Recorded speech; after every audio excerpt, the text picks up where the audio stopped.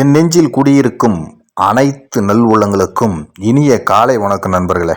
இன்றைக்கி நம்ம இந்த வீடியோவில் எதை பற்றி பார்க்க போகிறோம்னா, காலையிலேயே நல்ல சுடன்னு நல்ல ஒரு மொருவலான தோசை, அதுக்கப்புறம் பார்த்திங்கன்னா ஆப்பம், தேங்காய் பால், நல்ல சுவையாக ஒரு வெஜிடபிள் பிரியாணிங்க. அதிலும் குலையாமல் குக்கரில் செஞ்ச வெஜிடபிள் பிரியாணி. இந்த மூணுடையும் டேஸ்ட்டு சுவையும் நம்ம பார்க்க போகிறோம் இந்த வீடியோவில். இந்த வெஜிடபிள் பிரியாணி பாருங்கள், அரிசி மட்டுங்க உடையும் இல்லை குலையவும் இல்லை, நல்ல ஒரு பக்குவத்தில் நல்ல வேறு லெவலில் அசல் அப்படியே ஒரு பிரியாணி அரிசி ஒரு 120 ரூபாய்க்கு வாங்கி செஞ்சோம்னா எப்படி இருக்குமோ அவ்வளோ அருமையாக இருக்குதுங்க. ஆனால் இந்த அரிசி ரேட்டு 120 இல்லைங்க. இந்த அரிசியோட பிராண்டு பார்த்தீங்கன்னா காவேரி பிராண்டுங்க. எங்கள் ஊரில் காவேரி அரிசி அவ்வளோ அருமையாக இருக்குது, அவ்வளோ மெலிசா, அவ்வளோ பாருங்கள், அப்படியே அந்த குக்கரில் வேக வச்சு கூட குலையிலைங்க. அளவு தண்ணியோடு நிறையா நல்லா சூப்பராக அருமையாக வந்திருக்கு. அடுத்து பார்த்திங்கன்னா ஆப்பங்க. இந்த ஆப்பம் அம்மா செஞ்சாங்க காலையில், வேறு லெவலில் இருக்குது ஆப்பம். அங்கே பாருங்கள், நல்லா அழகாக ஒரு பொன்னிறமாக என்னால் வெந்து ஒரு பால் போல் அழகாக பாருங்கள், இப்படி ஊற்றி அழகாக அப்படி அந்த நாசி தவாவில் செய்யும் பொழுது அவ்வளோ அருமையாக இருக்குது. இதை நம்ம டேஸ்ட் பார்க்க போகிறோம் நண்பர்களே. பாருங்கள், வேறு லெவல், அப்படியே ஆவி பறக்குது பாருங்கள், ஆவி பறக்க ஆப்பம். ஆனால் என்ன ஒன்றுன்னா, இந்த ஆப்பத்துக்கு தேங்காய் பால் ஊற்றி சாப்பிட்டா ரொம்ப நல்லாயிருக்கும். ஆனால் எனக்கு தேங்காய் பால் பிடிக்காத நண்பர்களே. அதனால் நான் இதை சாப்பிடும்பொழுது பார்த்திங்கன்னா, நான் பருப்பு சாம்பார் ஊற்றி தான் சாப்பிடுவேன் எனக்கு. ஆனால் முறையாக இது சாப்பிட்டா தேங்காய் பால் ஊற்றி சாப்பிட்ணும், நான் பருப்பு சாம்பார் ஊற்றி தான் சாப்பிட போகிறேன்.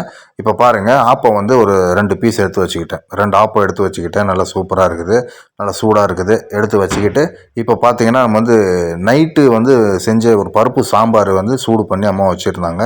நல்ல ஒரு அருமையாக பாருங்கள், பருப்பெல்லாம் நல்லா அவ்வளோ டேஸ்ட்டாக இருக்கும், மணக்க.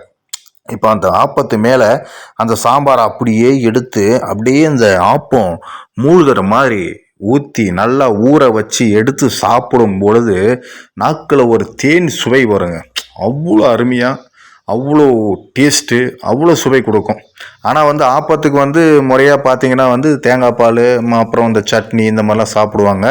ஆனால் எனக்கு சாம்பார் பிடிக்கும், ப்ளஸ் இன்னொன்று சட்னி செய்யலைங்க, தேங்காய் பால் செஞ்சுருந்தாங்க. சாரி, வீடியோவில் காட்ட மறந்துட்டேன். நல்லா அருமையாக இருக்குது நண்பர்களே. பாருங்கள், சூப்பராக இருக்குது. அந்த நல்லா அது டைம் ஆக அந்த ஆப்பத்தில் அந்த சாம்பார் ஊறி அந்த பருப்பு சாம்பாரும் அந்த ஆப்பமும் எடுத்து பிச்சு சாப்பிடும் பொழுது ஒரு சுவை ஏற்படுது பாருங்கள். அடா அப்படியே பாருங்கள், முருங்கைக்காய், அந்த முருங்கைக்காய் அந்த ஜூஸி அப்படியே மென்று அப்படி சாப்பிடும் பொழுது அட சொல்ல வார்த்தையே இல்லை நண்பர்களே.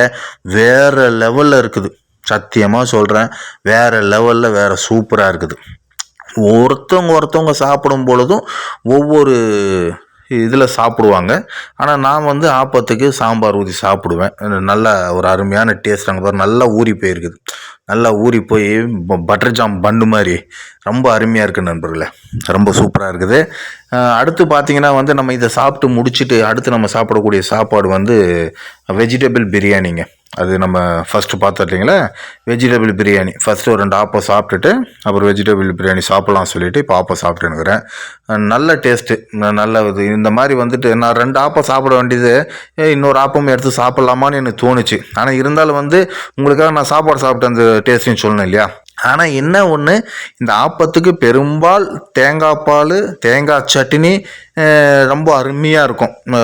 அது நம்ம ஆப்பத்துக்கு ஒரு சூட்டஃபுல் பார்த்திங்கன்னா அது தேங்காய் பாலும் தேங்காய் சட்னி ரொம்ப அருமையாக இருக்கும்.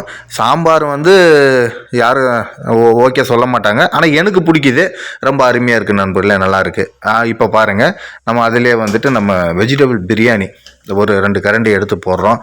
நல்லா அருமையாக அப்படியே பாருங்கள், பழன்னு அடா நெய் ஊற்றி செஞ்சால் கூட இப்படி வராது நண்பர்களே. அவ்வளோ அருமையாக இருக்குது ஐயா, அவ்வளோ அருமை.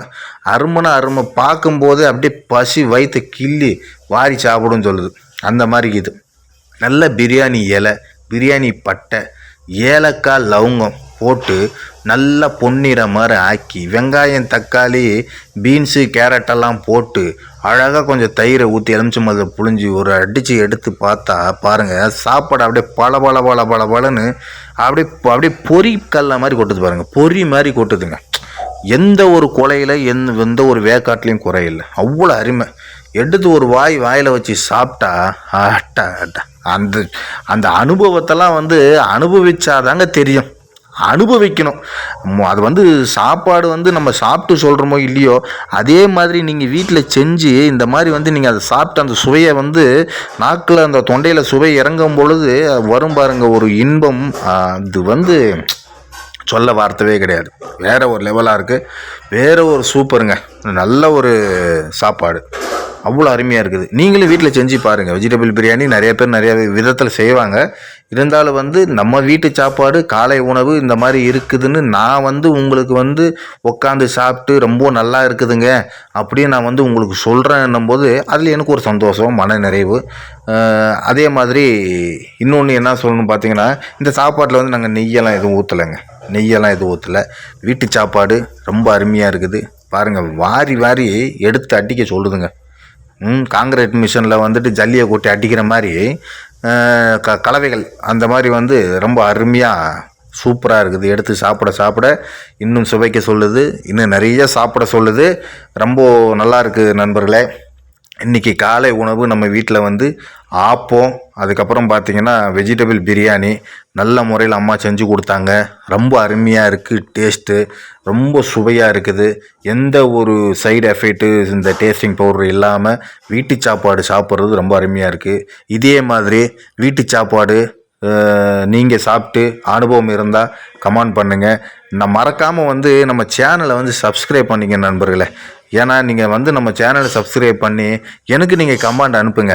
வீட்டு சாப்பாடே நான் போட்டுன்னு இருக்கிறேன், வேறு எங்கன்னா போய் அந்த சாப்பாடை சாப்பிட்டு உங்களுக்கு நான் ரிவ்யூ கொடுக்கணும், டேஸ்ட்டை பற்றி சொல்லணும் அப்படின்னா எனக்கு கமெண்ட் பண்ணி சொல்லுங்கள் நண்பர்களே. எனக்கு ஆதரவு கொடுங்க.